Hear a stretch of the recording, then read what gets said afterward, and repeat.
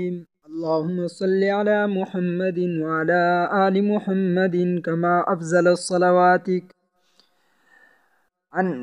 عن أبي هريرة رضي الله تعالى عنه قال قال رسول الله صلى الله عليه وسلم: لا يبولن أحدكم في الماء الدائم الذي لا يجري ثم يغتسل فيه. رواه الجماعة. دا اوس کتاب اصل شروع شو. باب المیاه، باب دے په بیان د اوبو کې.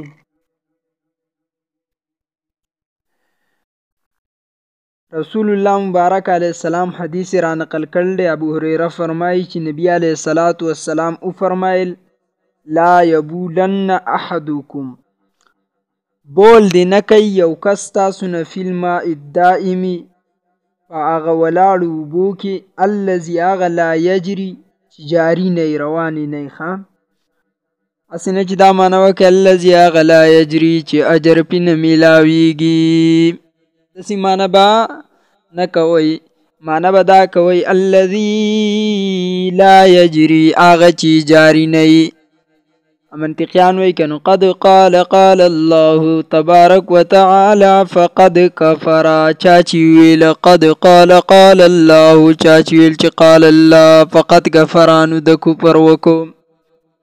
نو ستاسو د جماعت مولیان ټول وخت لګیای وی قد قال الله تبارک وتعالى، لکه ستاسو د جماعت مولیان ټول عمر کفر کوي.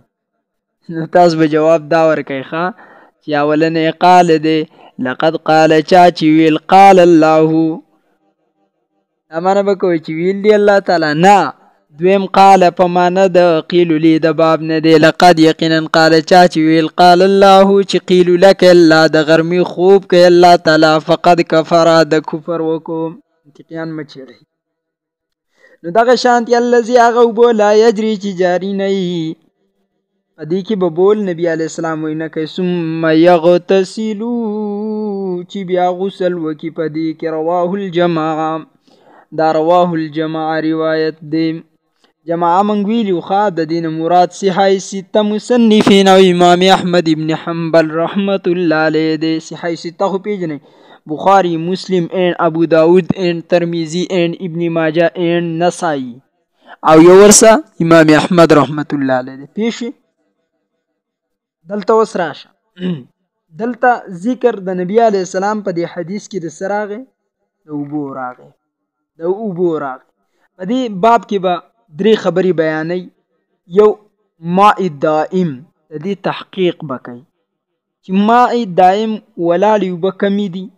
دویم، په اوبو کې د نجاست لیدونه اوبه ګنده کیږي او که نه ګنده کیږي. دریم، د سمندري حیواناتو حکمونه به په دې باب کې بیانېږي. دا درې خبرې یاد کړئ. اول نمبر د اوبو ولاړو اوبو حکم نه تحقیق. دویم نمبر د نجاست لیدونه اوبه نجسي کیږي که نه. لکه دې هلکه هغلته په اوبو کې څه چل وکړو، لاړو تش شه پکې چې تش شه پکې، نو آیا دا اوبه نجسي کیږي که نه نجسي کیږي. یا ورته ډیران وی وړو د کور والا. نمبر دریم، سمندري حیواناتو حکم به بیانوي. نو راځئ جی ماء دائم دا څه ته وایي؟ ماء دائم د دې نه هغه اوبه مراد دي، د دې نه هغه اوبه مراد دي چې کمې اوبه صحیح ماء دائم چې کمې اوبه، لکه عوام خلک هم په دې باندې پیږي چې کمې اوبه دې ته ماء دائم وایي. دائمي قایمي وایي ویشي. او عادتا نه کټ کیږي، منقطع کیږي، نه کټ کیږي نه دا اوبه. لکه څنګه نه کټ کیږي؟ ګوره د چینی اوبه شوې که نه، د چینی اوبه شوې ته تې بره په بوکه کې اوبه راخیجې. زمونږ خلک ورته بوکه وایي. په بوکه کې ته اوبه راخیجې، نو لاندې نورې اوبه پکې را روانې که نه. ته چې ته کمې راوخیجې نو لاندې نورې د رګونه ورته وایي، د دې رګونو نه اوبه را روانې د دې ځای ونیسي. نو کټ شوې، کټ نه شوې که نو تا ترې راوخیجولې خو کټ نه شوې، هلته نورې ورسه میلاو شوې. پوه شې؟ دویم نمبر یا یو غټ تالاب دی، یو غټ تالاب دی چې د دې طرف نه اوبه داخلیږي، د دې خی طرف نه اوبه داخلیږي او د ګس طرف نه تی وځي. د خی طرف نه ورته اوبه را روان دي، ګس طرف نه تی وځي. نو ګس طرف ته خو تی وځي، خو د خی طرف نه پکې داخلیږي که نو کټ کېږي نه. دا د ماء دایم چې کوم اوبو ته وایي هغې مراد تی واغستی شي. اوس په دې خبره باندې پوه شوي. یو مسله شوه. ماء جاري دویم هغه اوبه چې جاري رواني، د دې دوه قسمونه دي. یو هغه د ما یذهبو بطبنة، چې یو کن کې یا دوه پکې ور واچې او د ځان څه داسې ویسي. ښه زمونږ ملګری و سکول کې، نو هغه ته بل کس ویلې لکه دا اوبه ولاړې دي لږې دي او داس پکې نه کېږي.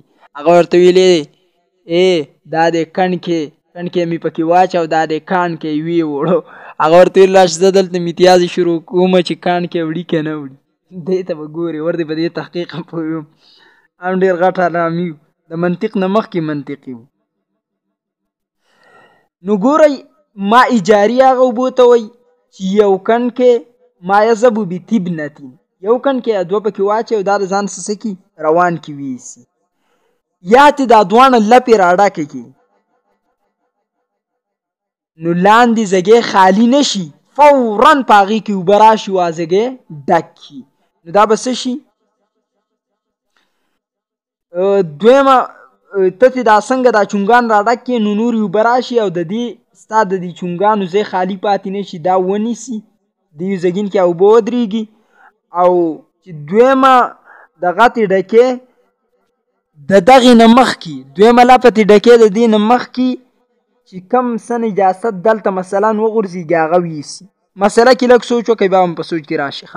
دویم نمبر دومره ډېرې اوبه چې د هغې یو جانب ته نجاست واچي، نو دویم جانب ته دا نجاست نه راسي. نه لکه تاسو مثلا په دغه بلال خوړ چې ورته تاسو وایي بلال ډنو، په دې کې تاسو څه چل وکړو؟ په دې کې دا لاړو او د پکې یو طرف ته تش شو، پکې کېږي برانو یو طرف ته پکې د بول وکړو او د بول وکړو، نه دویم طرف ته راسي خو غټ ډندې نه راسي. که کچیم شي خو چې دویم طرف ته د دا بول نه راسي، دې ته ماء جاري وایي. پوه شئ په دې باندې.